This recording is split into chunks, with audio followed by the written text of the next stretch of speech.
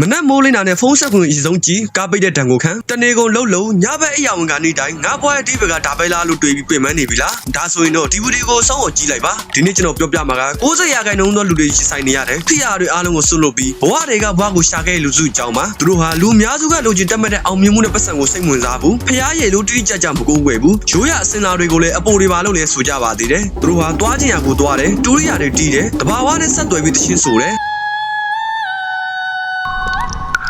အုပ်စုဖွဲ့ပြီးကကြပါသေးတယ်သူတို့ကိုကြည်လိုက်ရင်အမြဲတမ်းပျော်ရွှင်နေကြတဲ့ပုံစံမျိုးပေါက်နေပါတယ်သူတို့ကတော့တခြားသူတွေမဟုတ်ပါဘူးငြိမ်းချမ်းရေးနဲ့ချစ်စည်းမြတ်တာကိုရှာဖွေခဲ့ကြတဲ့ hippie တွေပါပဲ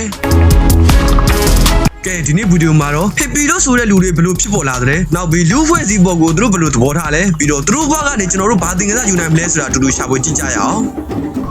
ဒီကဘယ်ကစခဲ့လဲဆိုတော့1960ခုနှစ်တွင်အမေရိကန်ပြည်ထောင်စုစီကိုကျွန်တော်တို့နောက်ပြန်သွားကြည့်ရမှာပါအဲ့ဒီခေတ်ကလူငယ်တွေဟာရုပ်ဝတ္ထုပစ္စည်းကိုပဲအဓိကထားတဲ့လူဖွဲ့စည်းအတိတ်ပဲမရှိတဲ့စစ်ပွဲတွေနဲ့လူမှုရေးဖိနှိပ်မှုတွေကိုတဖြည်းဖြည်းစိတ်ကုန်လာကြပါတယ်အဲ့လိုစိတ်ပြတ်မှုတွေကနေပဲသူတို့ကအစင်လာကိုစက်ညစ်ပုံခဲ့ဖို့ဆုံးဖြတ်ခဲ့ကြပါတယ်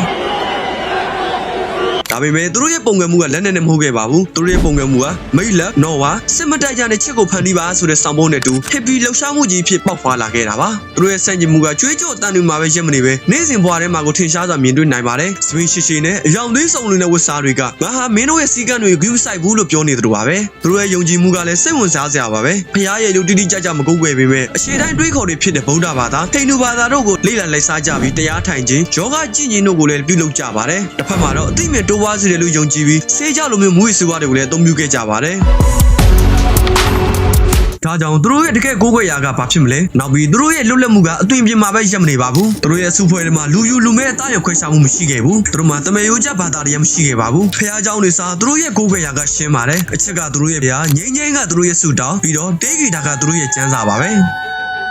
ဒီနေရာထိရောက်ပြီဆိုတော့ဒီလောက်လွတ်လပ်နေတဲ့သူတွေဘယ်လိုအသက်မွေးကြမလဲလို့သင်တွေးမိနေလောက်ပြီနော်ဟုတ်ပါတယ်သူတို့က9 to 5ရုံးလုပ်တွေအစားကိုယ်တိုင်ဖန်တီးထားတဲ့လက်မှုပစ္စည်းတွေရောင်းချတာဂီတတိကက်ဖြော်ပြတာဒါမှမဟုတ်ကိုယ်ချန်တဲ့တင်းနံလေးတွေနဲ့ကိုယ့်ဘာသာကိုဖူလုံအောင်နေထိုင်ကြတာပါ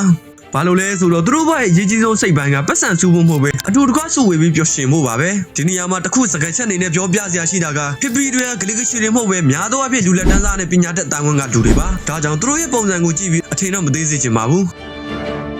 hippie တွေရဲ့ Woodstock လူဂီတပွဲတော်ကြီးတွေအားဆိုရင်လူတန်းနဲ့ချီတဲ့ချစ်ချင်းမြတ်တာနဲ့ငြိမ်းချမ်းရေးကိုကဘာကတိအောင်ချပြခဲ့တဲ့တမိုင်းဝင်ခိုက်တဲ့နေဖြစ်ခဲ့ပါတယ်ဒါဆိုရင်ခေတ်သစ်လူဖွဲ့စည်းကတတ်မှတ်တဲ့အောင်မြင်မှုစံနှုန်းနဲ့တိုင်းတိုင်းသူတို့ဟာမအောင်မြင်တဲ့သူတွေဖြစ်ကောင်းဖြစ်လိမ့်မယ်ဒါပေမဲ့သူတို့ရဲ့မျက်နှာပေါ်ကအပြုံးတွေသူတို့ရဲ့လွတ်လပ်တဲ့အမူအရာတွေကတစုံတစ်ခုကိုတက်တည်ပြနေပါတယ်အဲ့ဒါကတော့ပစ္စည်းဥစ္စာတွေတဲ့စိတ်ရဲ့ငြိမ်းချမ်းမှုနဲ့လူချင်းချင်းရဲ့ခိုင်မာတဲ့ဆက်ဆံရေးကပိုတန်မှုရှိတယ်ဆိုတာပါပဲသူတို့ကပိုင်ဆိုင်မှုနေပြီပဲကျင့်တဲ့မှုပြည့်နေနေထိုင်ကြသူတွေပါ